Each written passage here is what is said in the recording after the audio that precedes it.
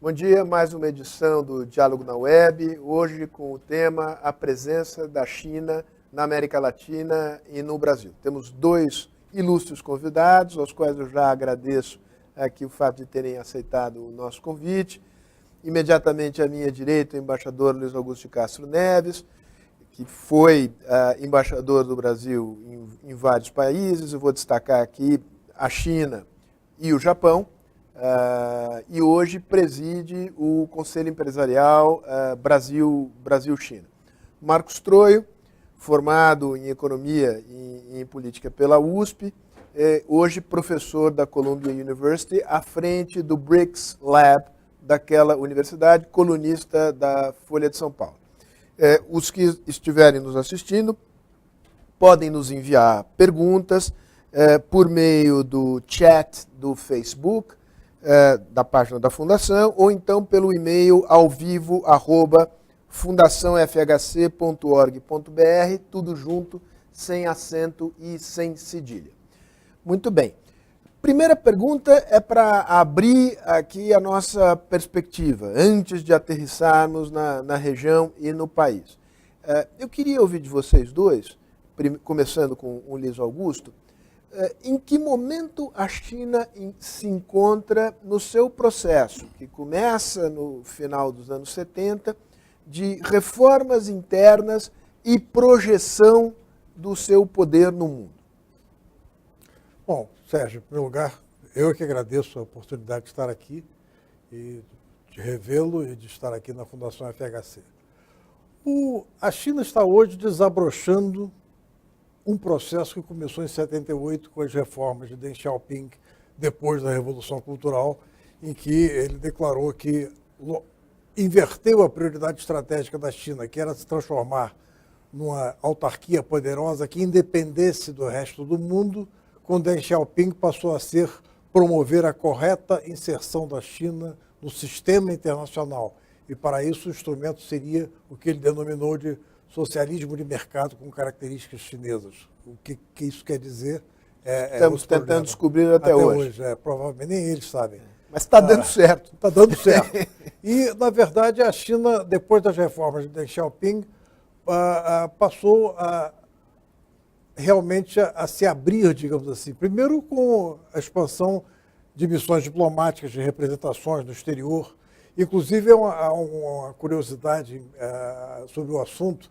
A presença da China política na América Latina deu-se no momento em que a maior parte da América Latina, particularmente a América do Sul, estava sob regimes militares de direita e ferrenhamente anticomunistas. Assim foi com quase todos. Inclusive no Chile, quando a China estabeleceu relações com o Chile, foi no período Allende, mas quando houve o golpe do Pinochet, foi o único país comunista que manteve suas relações com o Chile. Interessante. Então, a verdade é que nós estamos, no momento de hoje, é o momento em que eles estão começando a colher os frutos dessa inserção no mundo, aumentando, inclusive, a sua presença econômica, financeira, comercial e cultural. Marcos, a mesma pergunta para você, depois a gente continua o jogo. Bom, enorme prazer também, Sérgio, estar aqui na Fundação.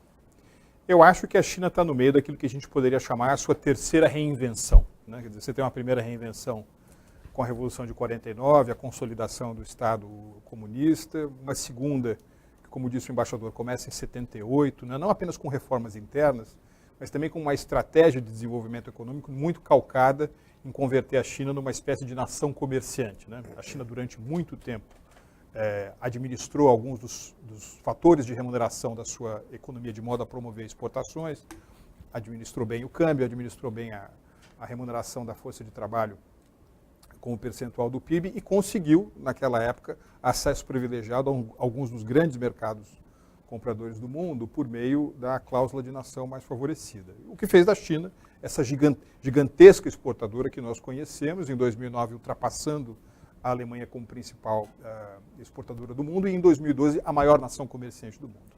Minha impressão é que essa fase, onde nós estamos nos 5 minutos do primeiro tempo agora, é o que a gente pode chamar de China 2.0. É uma China em que o seu gigantismo econômico se faz sentir, não apenas do ponto de vista do comércio, mas também em algumas outras funções. a China conseguiu ser uma grande fonte irradiadora de investimentos estrangeiros diretos. A China é um dos únicos polos, ainda que existem no mundo, de empréstimos governo a governo. A China está construindo a sua imagem e semelhança, uma família de instituições plurilaterais, não mais vinculadas ao sistema de Bretton Woods, mas com o seu próprio sistema. É o caso do Banco dos BRICS, é o caso do Banco Asiático de Infraestrutura e Investimento. Exatamente. E isso tudo se dá, Sérgio Embaixador, no momento em que o outro grande protagonista do cenário global está com o freio de mão puxado. Está em retração, está walking away from globalization, e isso obviamente cria um vácuo que muita gente que está olhando o quadro de longe diz o seguinte: bom, isso vai ser ocupado pela China. Então a China é uma espécie de Hamlet contemporâneo também. Ser ou não ser uma superpotência para além do universo econômico. Eu acho que eles têm uma ideia de como isso vai transcorrer, mas ainda não se decidiram. De qualquer maneira, acho que a coisa mais clara sobre China e sistema internacional, cenário internacional, é que nós estamos vivendo o que muito corretamente a gente poderia chamar de um G2. Tá certo? Na mesa principal do mundo, os assentos são de China e ainda de Estados Unidos. Queria ouvi-lo sobre um dos componentes desse processo de mais do que um componente, um dos pilares e diretrizes que nortearam a ascensão chinesa no mundo, que é o conceito formulado anos atrás da ascensão pacífica. A ideia de que desta vez fugiríamos da armadilha de Tucídides, que é, digamos, o fato de que uma nova potência emergente, quando ela desloca outra que antes era predominante, isto produz um conflito. A China tem se projetado pacificamente no mundo. Agora, tem acumulado frições de várias naturezas. Desde logo, a mais notável delas, na região em torno da China, no mar da China, no mar do sul da China, nas suas relações com países vizinhos.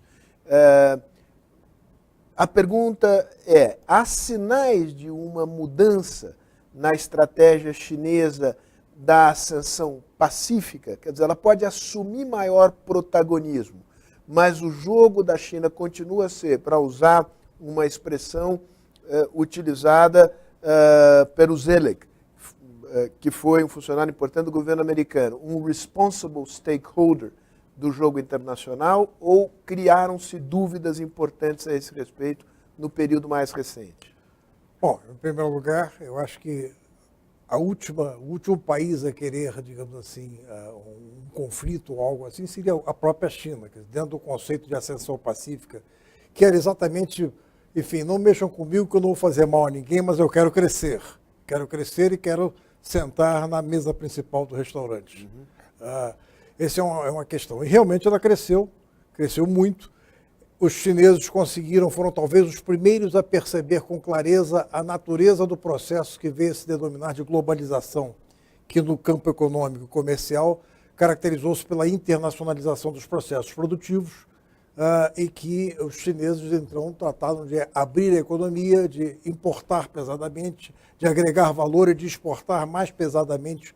Hoje em dia não há camelô no São Paulo, no Rio de Janeiro, que não tem um produto made in China.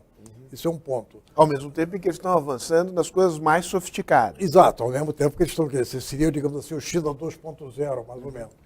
A outra questão é que, evidentemente, os chineses também provavelmente devem ter se debruçado sobre a armadilha de Tucídides entre Atenas e Esparta, né, para evitar isso, que na interpretação chinesa, pelo que eu pude perceber nos 4 anos que morei lá, foi o que resultou no fim da União Soviética. Quer dizer, o fim da União Soviética, a sua desagregação, é algo que eles fizeram uma leitura muito cuidadosa na China para evitar esse tipo de coisa. Tanto é que a China, que foi é hoje uma grande potência econômica e comercial, tratou de não hostilizar, digamos assim, conflitos em outros países e, particularmente, tratou de não hostilizar os Estados Unidos, criando um modelo de dependência mútua muito sutil. Quer dizer, os Estados Unidos têm um déficit gigantesco comercial com a China, mas a China é a maior compradora de bônus do Tesouro Americano no mundo. E isso leva a que a interdependência é mútua, é muito grande, é muito grande. Você mencionou a questão das fricções no seu entorno geográfico. Essas fricções estavam dormentes, mas são problemas não resolvidos, não só da Guerra Fria, mas de antes também.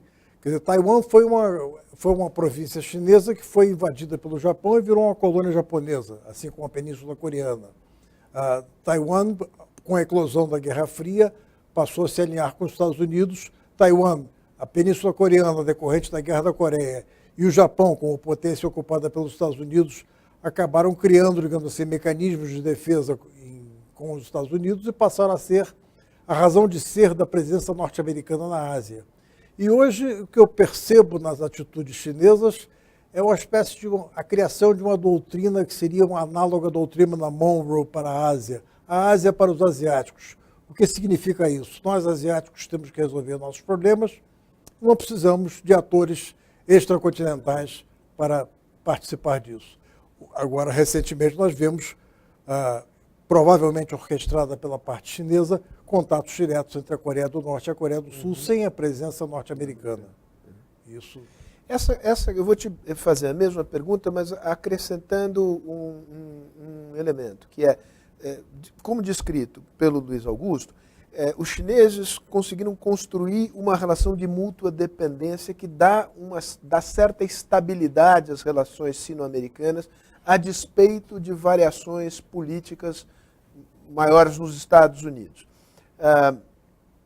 Agora, a doutrina da Ásia para os asiáticos, de alguma maneira, ela cria tensões importantes com os Estados Unidos, sobretudo na área do Pacífico. Mais do que isso, Trump trouxe como bandeira principal da sua eleição e da sua vitória a ideia de que há uma injustiça nas relações comerciais com a China. Esses fatores são fatores que podem desarrumar o jogo de mútua dependência entre os Estados Unidos e China, num momento em que a China se projeta, já está no horizonte uma situação em que a China passa a ter uma economia que, não apenas no agregado, mas em vários outros quesitos, inclusive tecnológicos, passa a se ombrear aos Estados Unidos. Está perfeito, Sérgio. Mas vamos lembrar também que é o seguinte, de 1949, né, o ano da Revolução, até o ano da morte do Mao, 1976, a China não estava indo a lugar algum.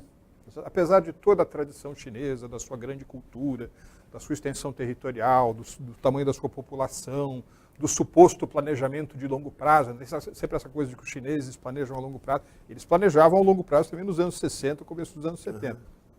A China não estava indo a lugar algum.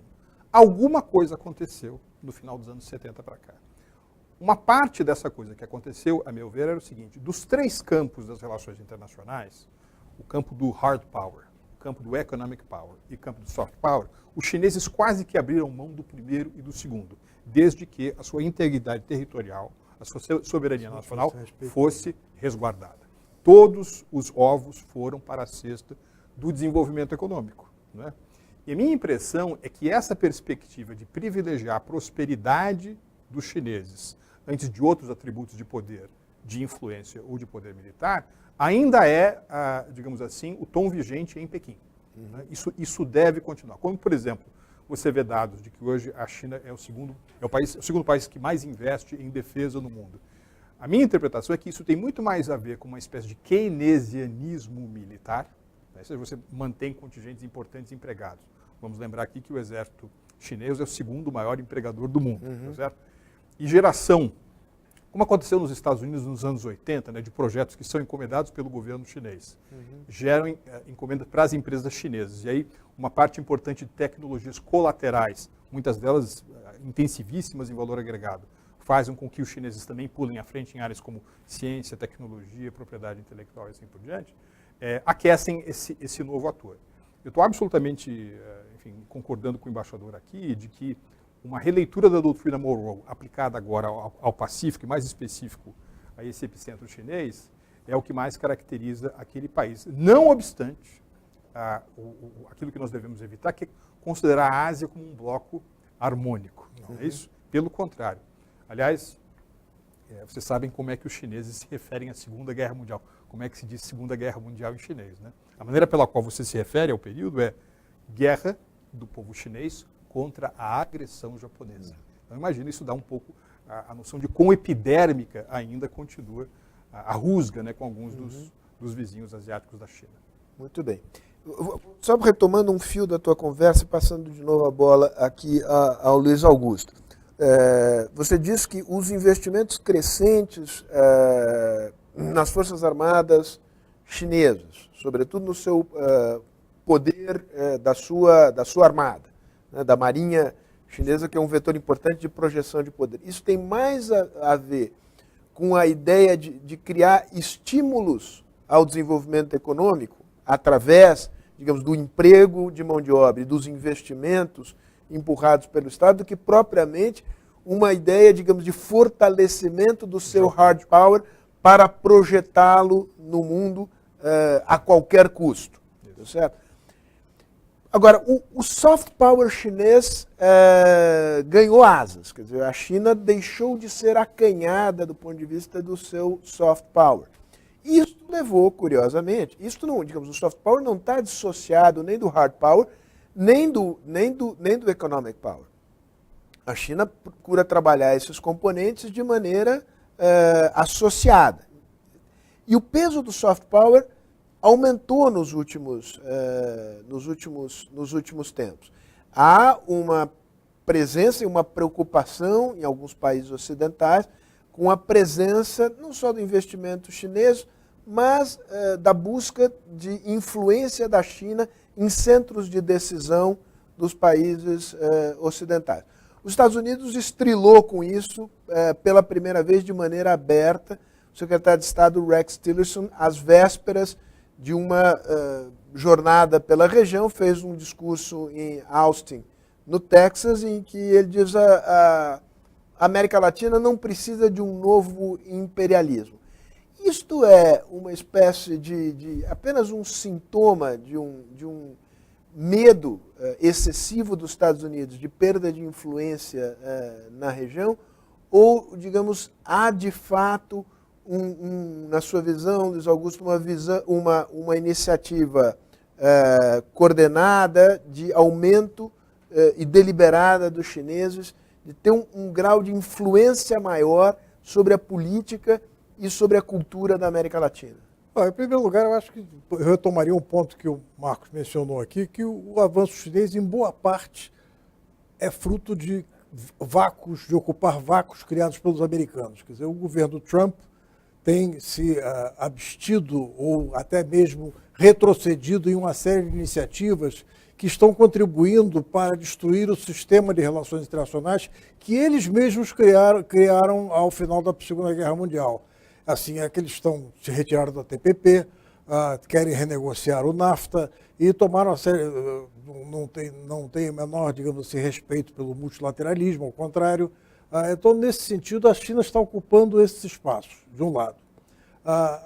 As palavras do Tillerson, cada vez mais a gente nota que tem certas, digamos assim, discrepâncias com as palavras do chefe dele, que é o presidente Trump.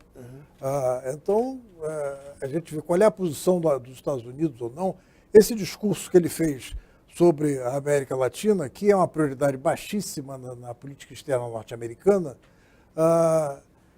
talvez seja apenas um discurso do tipo read my lips, quer dizer, enfim, é uma forma de dizer que os Estados Unidos estavam habituados a ser a única potência extracontinental, por assim dizer, na região, né, que era extremamente polarizada pelos Estados Unidos. Hoje em dia está havendo uma presença crescente de uma outra potência que está vendendo e comprando e investindo. A China hoje é o maior investidor, não só a maior parceira comercial do Brasil, como também a maior investidora em termos de fluxo no Brasil. E no Brasil e em boa parte do mundo também, né? Já visto as grandes compras chinesas no mundo. Então, na verdade, o que os chineses estão hoje fazendo é uma reavaliação da sua própria estratégia de crescimento e desenvolvimento econômico, né? Voltada, inclusive, hoje, cada vez mais, e é uma reforma difícil de ser feita, que é a reforma de fazer com que o crescimento do doravante seja voltado para o mercado interno, voltado para a inclusão daquelas frações da população chinesa que ficaram à margem dos benefícios da costa e dos grandes centros urbanos chineses.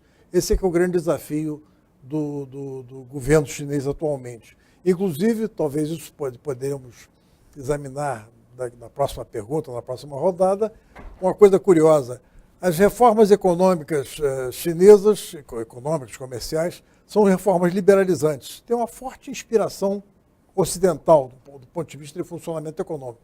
Em paralelo, nós vemos um fechamento do ponto de vista político, com a concentração cada vez maior de poder na mão dos presidentes Xi Jinping. Eu fico me perguntando que as duas coisas são meio incompatíveis a longo prazo.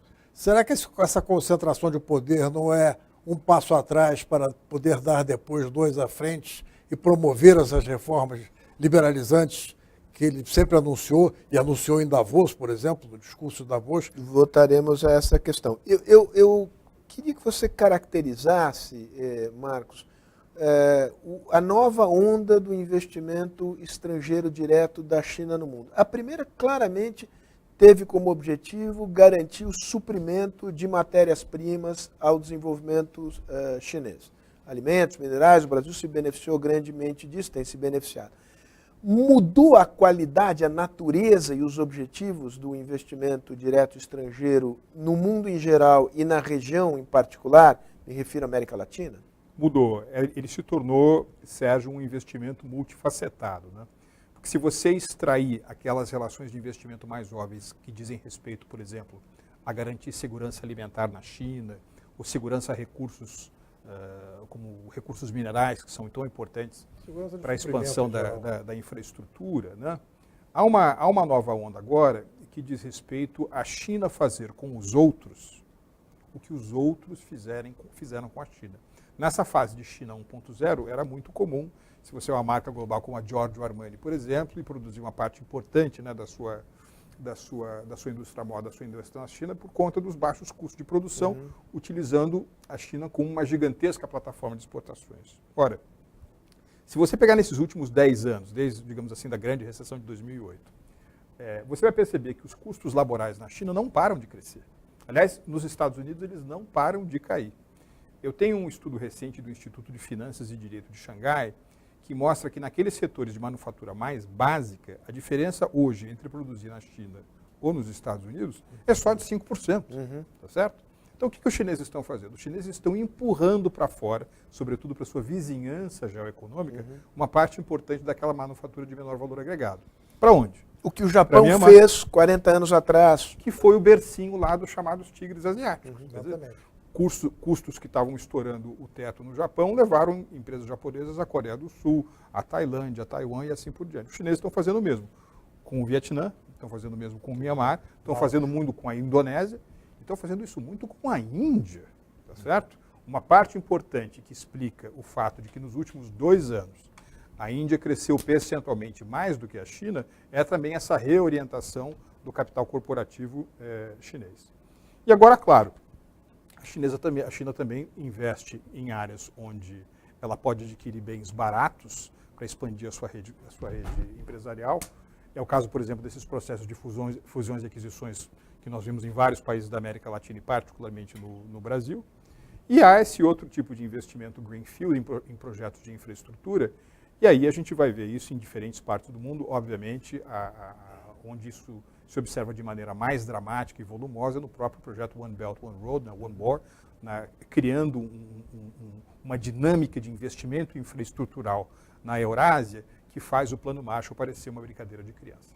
Deixa eu pegar esse ponto do investimento em infraestrutura que a China vem projetando para fora das suas fronteiras. Ela criou uma supercapacidade nesta área e o mercado interno chinês não é capaz de absorver digamos isso. Então tem uma lógica econômica nessa expansão que se associa a uma lógica de projeção também de poder e influência. Relembro aqui um episódio recente na Austrália, em que, salvo engano, um membro do Partido Trabalhista australiano perdeu o seu mandato porque alegou-se que ele havia se transformado num lobista de interesses chineses na Austrália. Começa a surgir, a Austrália é o exemplo mais típico, mas desta ideia de que junto com o investimento de infraestrutura, haverá necessariamente uma penetração política maior da China nos assuntos domésticos dos outros países, porque esse é um setor altamente regulado, muito dependente de decisões estatais. E a China não é um país, uma economia, digamos, uma sociedade aberta. É um regime de partido único.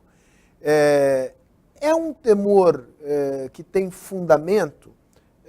Como ele se compara com a estratégia russa? A Rússia, muito mais claramente, tem uma estratégia de influência dura, intrusiva na política de outros países, países democráticos da Europa e, como se viu, também nos Estados Unidos. A China é outra coisa? A China é certamente outra coisa. Inclusive, se a gente fizer aí um flashback e voltar aos tempos da Guerra Fria, nós vamos ver que o crescimento e a expansão da União Soviética deu-se, sobretudo do campo militar, tendo como benchmark, como referência, os Estados Unidos. Se os Estados Unidos estavam desenvolvendo um programa espacial, então vamos criar uma corrida espacial. Se os Estados Unidos criavam um armamento nuclear, então vamos criar um armamento nuclear. Assim, havia aquela referência, sobretudo belicosa, digamos assim, que caracterizou muito a Guerra Fria e que acabou não funcionando para a União Soviética porque era um gigante com pés de barro, quer dizer, economicamente frágil, tecnologicamente vivia do furto de tecnologias e sempre com a referência norte-americana. Os chineses não usaram referências norte-americanas ou russas ou soviéticas, ou o que seja.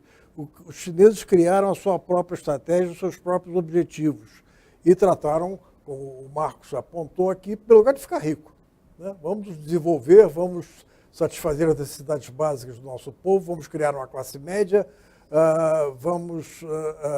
e a partir daí vamos ter, na área de hard power e na área de soft power, vamos ter algo que seja compatível com o nosso poder econômico, que vamos adquirir. Quer dizer, então, teve um enfoque muito mais abrangente, muito mais multifacetado do que o enfoque, por exemplo, da falecida União Soviética e hoje, até mesmo hoje, da Rússia, onde a gente nota claramente que estão tentando se equiparar militarmente aos Estados Unidos, de um lado, e de outro lado, tentando reaver, assediando as ex-repúblicas soviéticas, que hoje são países independentes. Eu repito, é diferente, porque, digamos, eu fazendo o papel do advogado do diabo. Também, digamos, o assédio à sua vizinhança é claramente diferente, mas em relação a Taiwan, em relação mesmo, digamos, a China não é propriamente uma potência branda na sua vizinhança. O entendimento com o Taiwan, se me permite o Marcos aqui. Depois do Marcos. É um entendimento que ele é muito mais inteligível pelos chineses, entre chineses, do que para nós ocidentais, que às vezes temos uma certa dificuldade em perceber. A relação com o Taiwan é muito mais íntima do que se supõe. Afetiva, quase, né? Inclusive, a despeito de Taiwan ser considerada ainda hoje uma província rebelde? É uma província cada vez menos rebelde. Quer dizer, o presidente da China se encontra com o presidente de Taiwan, não na condição de presidente, porque um não reconhece o outro como presidente, para ambos se consideram presidentes da China, mas com um como secretário-geral do Partido Comunista e outro como secretário-geral do Kuomintang. E ambos vão juntos referenciar o Sun Yat-sen, que é o herói dos dois lados. Então, na China, há uma presença hoje de cerca de 700 mil empresários taiwaneses que fazem negócios com a China, que estão lá, um comércio muito grande. Já existe voos diretos entre o mainland e a ilha de Taiwan. Quem vai ao aeroporto da China verifica lá partidas nacionais, partidas internacionais, partidas para Macau, Hong Kong e Taiwan. É isso aí. Ponte aérea. É uma ponte aérea, praticamente. Mas que tem essa questão que a questão, digamos assim, da China e as suas relações complicadas com os seus vizinhos tem um passado histórico que antecede de muitos anos a Guerra Fria, a polarização que surgiu com o final da Segunda Guerra Mundial. São problemas que já vêm de longa data. Que é um problema, uma coisa um pouco semelhante da relação dos russos com a Crimeia. Né? Eles têm uma coisa quase afetiva, etc. Eu vou pelo menos uma vez por ano à Rússia, dar aulas na Academia de Economia e Administração Pública, e eu lembro que eu tenho um colega professor que obviamente é super oposto ao Putin, mas no assunto de Crimeia ele diz, não, nós estamos com ele porque aquilo ali realmente é nosso, nós temos uma afetividade, uma relação íntima com aquela região que faz com que aquilo seja impensável de não pertencer que foi russo até 54. O Khrushchev O Khrushchev numa bebedeira, o Khrushchev jamais imaginaria que a União Soviética pudesse se dissolver. Então, pelo contrário, na ONU ele estava batendo o pé e dizendo logo nós vamos soterrar vocês, a economia dos Estados Unidos. Mas eu queria aproveitar, Sérgio, para voltar um pouco à questão do poder brando chinês, o soft power chinês, que é o seguinte, vai depender muito, para nós filtrarmos essa informação, do tipo de conceito que a gente dá a soft power. Por exemplo, o soft power ocidental, o americano, se você quiser, é meio que uma confluência de economia de mercado, democracia representativa, sociedade aberta, e você exercitar o soft power na expectativa de que se o outro for como você, aquilo é melhor para você. Você vai ter mais vantagens, vai ser melhor para a sua sociedade se o outro se comportar como você. Nesse sentido, a meu ver, não existe soft power chinês. Há uma excepcionalidade chinesa que faz com que, por exemplo, frases que tiveram muito presentes na assunção do primeiro Xi Jinping, né, o sonho chinês, diga respeito não à venda de um ideal de liberdade exportável para outros países, um modelo de desenvolvimento que pode ser universalizável, mas sim uma nova fase do crescimento da própria China. É como se soft power chinês, americano ou ocidental, a imagem que eu gosto de usar é o seguinte, você tem um lago plácido, você tem uma pedra, você solta aquela pedra bate na água e ela vai formando círculos concêntricos de dentro para fora. Quer dizer, é uma expansão, você expande aquilo ali. O poder na China é diferente, é o contrário. A imagem é a imagem de um tanque d'água que tem um único ponto de vazão. Então, o fluxo de poder se dá de fora para dentro. Aliás, eu acho que isso é tão interessante que as próprias obras arquitetônicas na China respeitam muito essa ideia de dentro, do para dentro. Quer dizer, o próprio nome do país? Zhonghuo. Qual é a principal obra arquitetônica? O chinês está um pouco enferrujado. Zhonghuo é o país do centro. Daí o epíteto Império do Meio. Império do Meio, é a mesma, tudo, meio, centro, tudo é a mesma palavra. E se você está assistindo o telejornal das 8 lá da China, está lá o William Bonner deles, atrás tem um mapa mundi, não é esse mapa mundi que tem como referência o meridiano de Greenwich. Está a China atrás dele e o resto do mundo se reorientando a partir daquilo ali. Muralha chinesa serve para quê? Para proteger aquilo que é externo do que é interno. Qual é a principal obra arquitetônica de Pequim? É a cidade proibida. Então, mais uma vez, me parece que o mais correto é equalizar poder brando chinês com poder econômico chinês. Você quer manter relações com os pequins pelas recompensas econômicas pontuais que você vai ter. Mas você não consegue adotar aquilo como sistema cultural, civilizacional. A influência nesse sentido na chinesa você me parece dizendo que não há sequer esta ambição da China de moldar o mundo à sua imagem e semelhança. Em 5.000 anos de história, ela nunca foi além do seu entorno, por assim dizer. Você mencionou a questão dos círculos concêntricos. A cidade de Pequim é dividida em anéis. E o primeiro anel que está no meio é a cidade proibida. É a cidade proibida. Quer dizer, tudo se orienta a partir daquela localidade, Tiananmen Square, cidade proibida. Você veja, olha como é que isso acontece na prática. Para os Estados Unidos, sobretudo esses Estados Unidos que emergem vitoriosos e superpotentes da Segunda Guerra Mundial, o fato de Alemanha, Japão ou Coreia do Sul terem ficado mais parecido com os Estados Unidos, do ponto também de vista dos valores, ajudou os interesses americanos.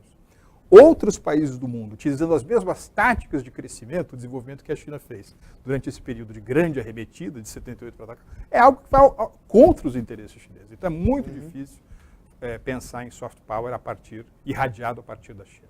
Interessante.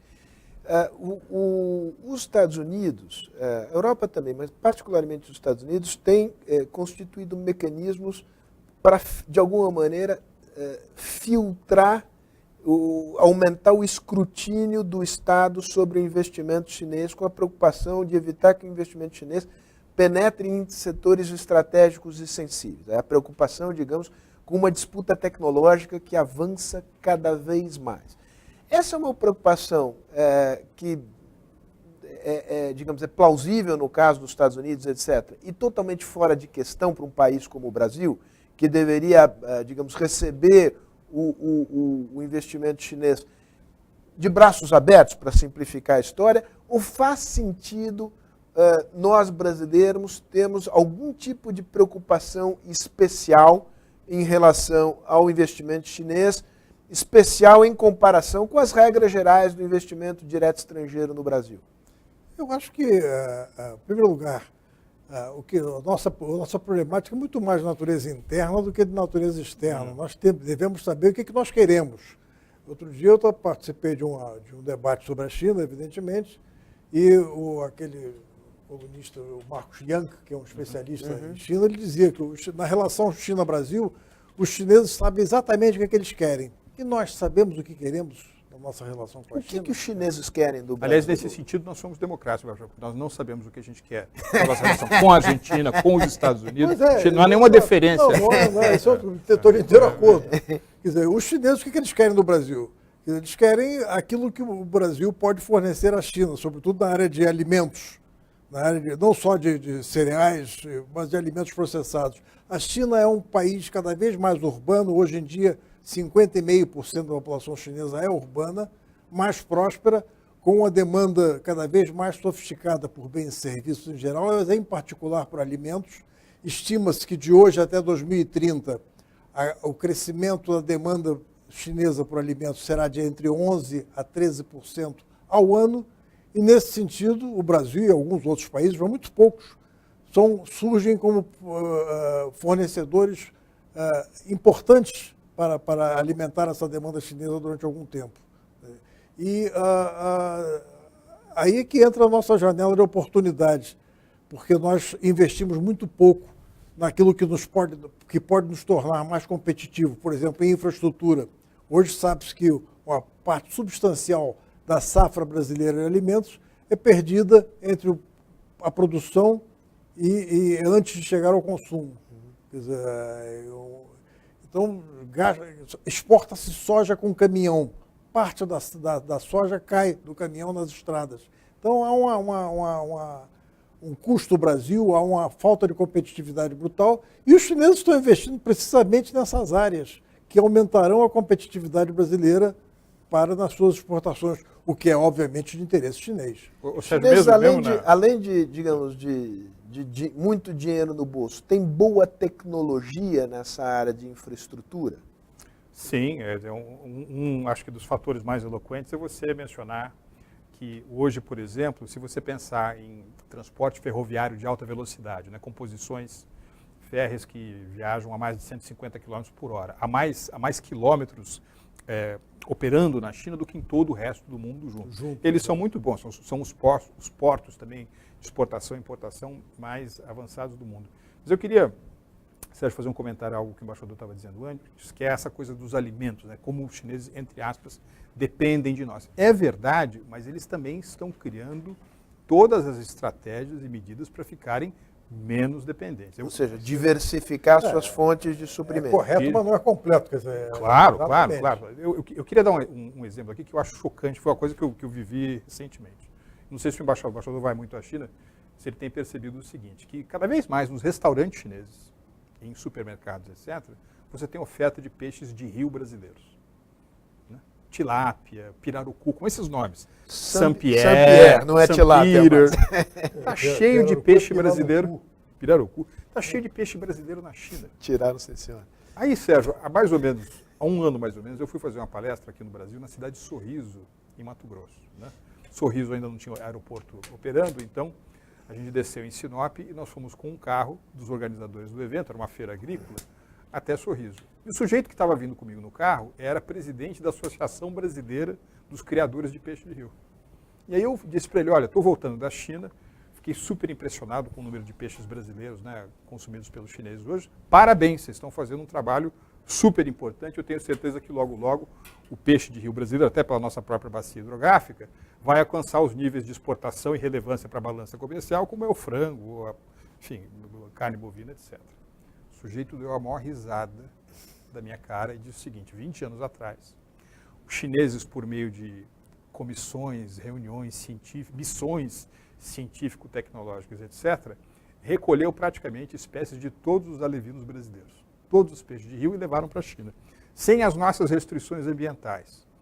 Com produção e planejamento em massa, os chineses começaram a criar pirarucu, pintado, tilápia, etc. O que faz com que hoje, embaixador, a China seja a maior produtora mundial de peixes de rio brasileiros.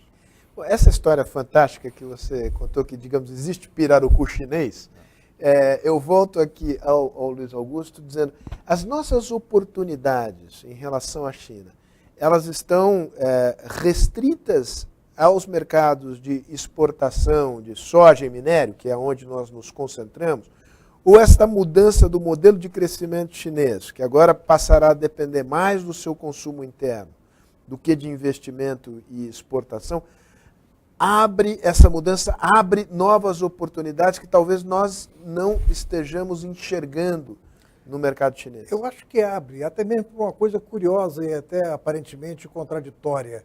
Os chineses que cresceram muito com a economia aberta, voltada para fora, baseada em exportações, né, baseada no comércio exterior, hoje estão procurando voltar para o mercado interno, né, fazendo um processo muito complicado de reformas, enquanto que a grande necessidade que se nota cada vez mais no Brasil é a necessidade de abertura da economia brasileira, de procurar se integrar à economia internacional, enfim, como uma forma de sair da nossa eterna periferia. Quer dizer, essa troca de experiências é muito importante, muito fundamental para nós, e a experiência chinesa, digamos, a experiência chinesa de promover a sua abertura é uma grande lição para nós, buscar, digamos assim, tornar a economia brasileira mais competitiva, porque nós padecemos de algo que na época talvez tenha sido a única alternativa, mas que hoje gera efeitos deletérios. A nossa industrialização foi baseada na substituição de importações. E essa substituição de importações, por seu turno, se baseou no tripé de protecionismo, reserva de mercado e subsídios. Para isso, inclusive, foi criado o BNDE, hoje BNDES. Isso nunca colocou em questão a necessidade de competitividade e de abrir a economia brasileira. Ao contrário, a viabilidade disso era função do fechamento. Então, hoje, o nosso desafio é fazer o que a China fez. E eu acho que nós temos muita coisa a aprender com os chineses nesse campo econômico. Eu queria colocar um grande ponto de interrogação nessa ideia de que a metamorfose da economia chinesa, transicionando, né, de um modelo exportador para um modelo menos dependente em investimento e exportações e mais no mercado interno, é algo que necessariamente abre oportunidades para o Brasil. E eu digo por quê. Tem gente, outro dia eu vi um argumento que era o seguinte: agora, como os custos de produção na China estão crescendo, né, houve uma defasagem cambial importante no Brasil, o Brasil volta a ser competitivo do ponto de vista da estrutura de custos. Não é verdade, porque os chineses estão simplesmente fazendo um efeito de substituição.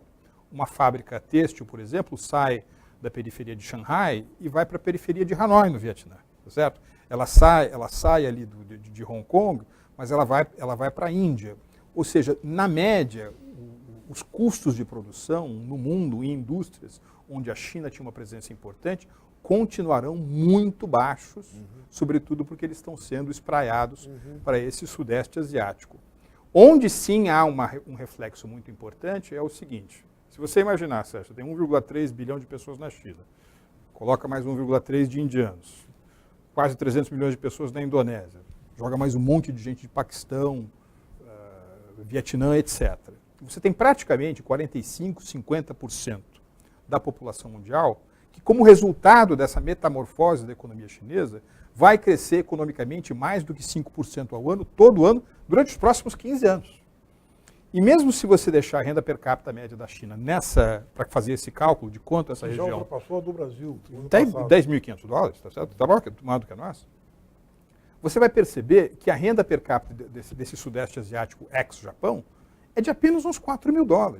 Então, quando você cresce 5% ao ano a partir desse patamar, o que você faz com a renda incremental não é comprar a obra de Ibsen para você ler no final de semana.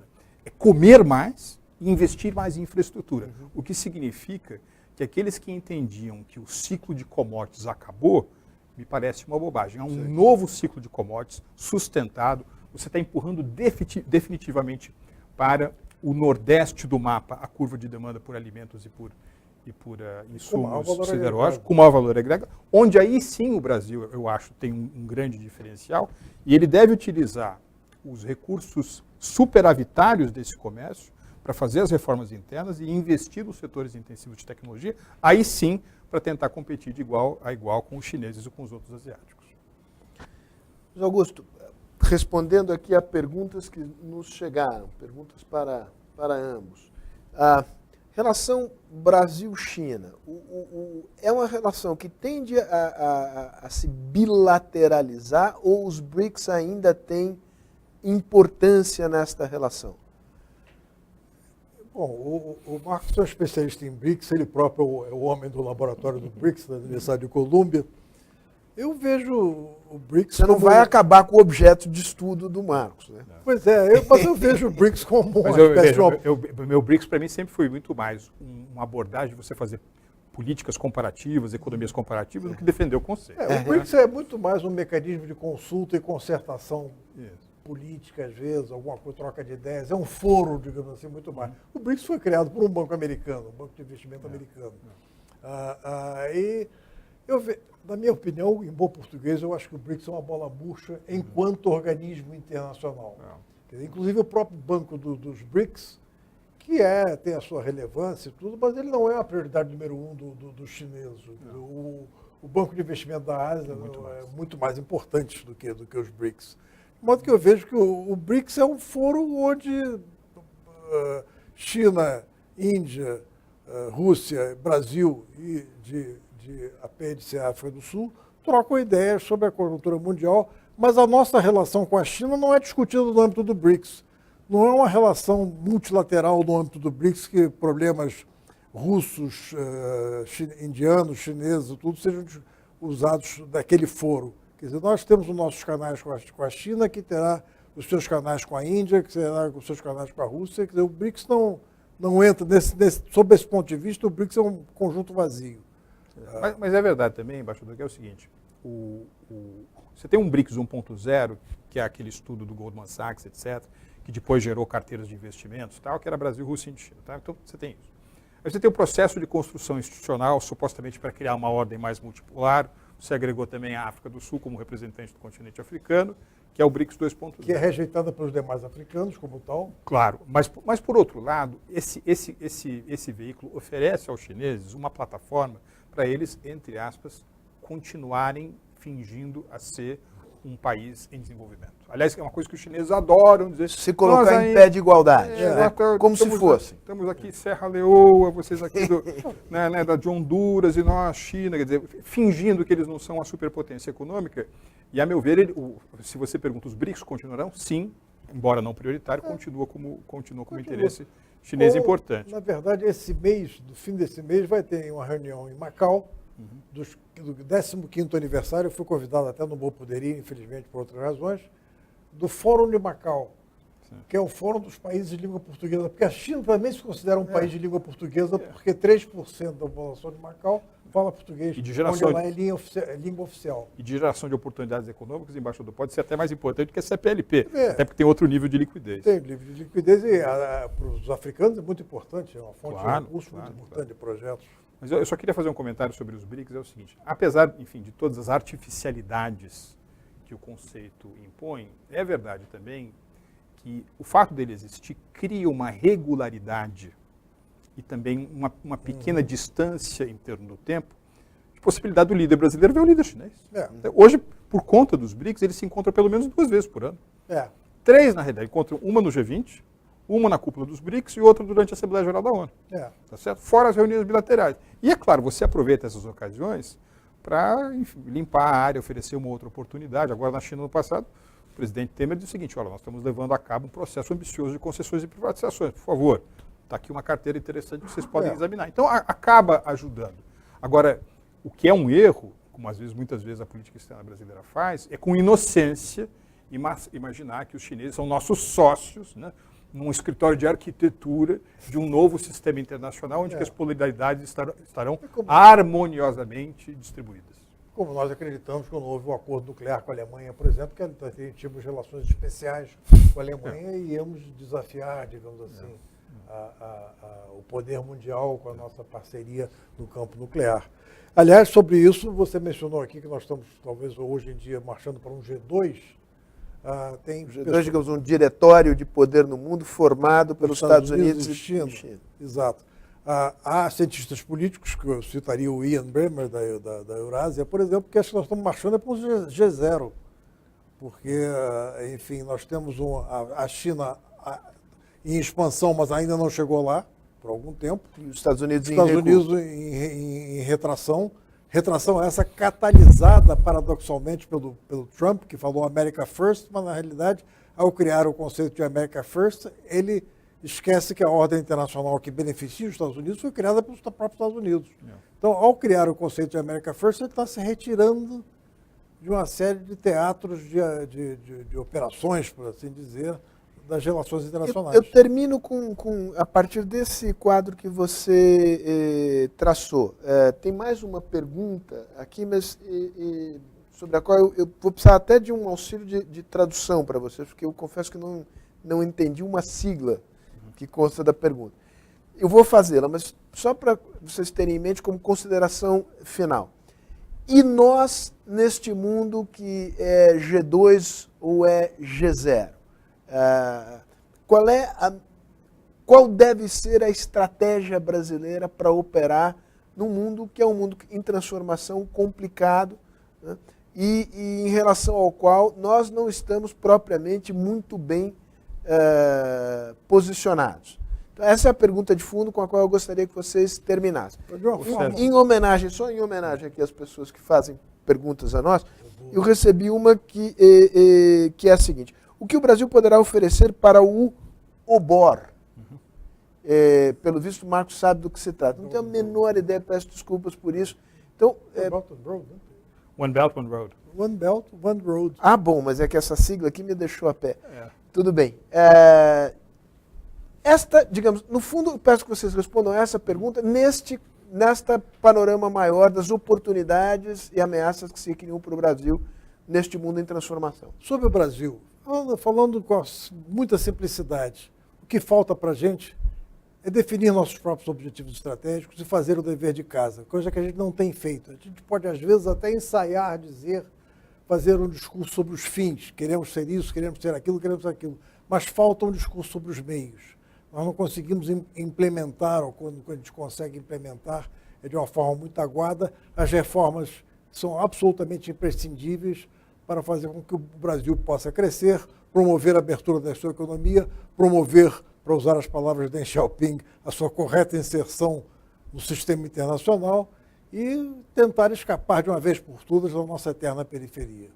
E você diria que, desse ponto de vista, a disponibilidade de capitais chineses, de apetite chinês por investir no Brasil, é muito mais uma oportunidade que deve ser aproveitada do que uma ameaça que justificaria, digamos, fabulações paranoicas sobre a influência chinesa no... Sem dúvida. O fato de a gente aproveitar as oportunidades não significa que nós vamos nos entregar a isso. Eu lembro quando o Brasil reatou com a China, na exposição de motivos contrária ao reatamento feito pelo ministro do Exército, então, o general Silvio Frota, ele dizia que nós estamos correndo o perigo de serem invadidos por 800 milhões de amarelos que ocupariam o ecúmeno brasileiro. Bom, nota de rodapé para os mais jovens, Silvio Frota, ministro do Exército, um homem de extrema direita, que acabou demitido pelo general Geisel quando tentava derrubá-lo e interromper o processo de lenta, gradual e segura distensão do regime autoritário brasileiro. Marcos. Não, Sérgio, acho que a melhor imagem que a gente pode ter sobre essa relação Brasil-mundo hoje é que o mundo está oferecendo uma Black Friday para o Brasil. Tá certo? Tem um monte de liquidez no mundo, um enorme apetite por investimentos em infraestrutura, o preço das commodities, mais uma vez, se valorizando. Essa metamorfose da economia chinesa e a ascensão do Sudeste Asiático nos dá boas oportunidades de comércio exterior para os bens onde a gente tem vantagens comparativas, só que nós precisamos fazer a nossa lição de casa. Tá certo? Semana passada eu tive com o Thomas Friedman, ele é muito conhecido pelo The World is Flat, né, o mundo é plano, e ele lançou um livro recentemente chamado Obrigado por Estar Atrasado. E ele me contou que, na realidade, ele estava pensando em dar o nome a esse livro de The World is Fast. O mundo é rápido. E aqui acho que está uma grande oportunidade para o Brasil, porque o mundo ficou mais devagar. Trump vai dar uma oportunidade para o Brasil. Nós passamos 13 anos sem fazer acordos comerciais, numa diplomacia que tinha pouco sentido econômico.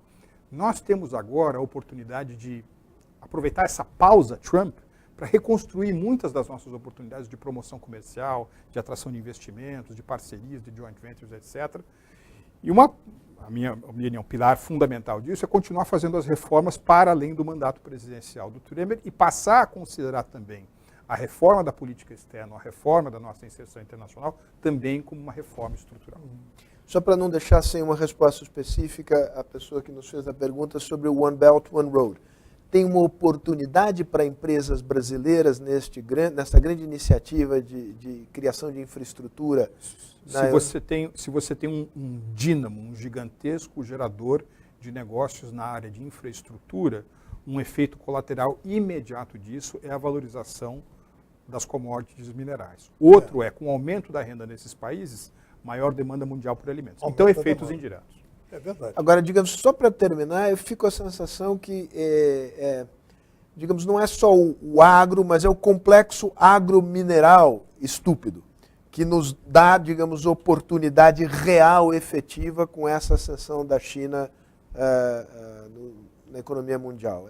É um pouco por aí, quer dizer, isso é o fundamental. Pode surgir novas oportunidades, mas elas são marginais em relação ao complexo, agroindustrial o complexo agroindustrial do agronegócio, vamos colocar de uma forma mais ampla, é talvez o setor onde nós somos mais competitivos, inclusive internacionalmente competitivos. Então, esse setor é que vai nos permitir carregar o piano e, com o fruto da renda desse setor, criar os novos. Agora é curioso porque a leitura no Brasil ainda é de que as oportunidades que surgem para o agronegócio nos levarão a uma dependência primário exportadora. Isso é um raciocínio da década de 50. Nós estamos atrasados, e aí não é o caso de agradecer, na percepção do mundo. Embaixador, qual é o maior produtor mundial de commodities?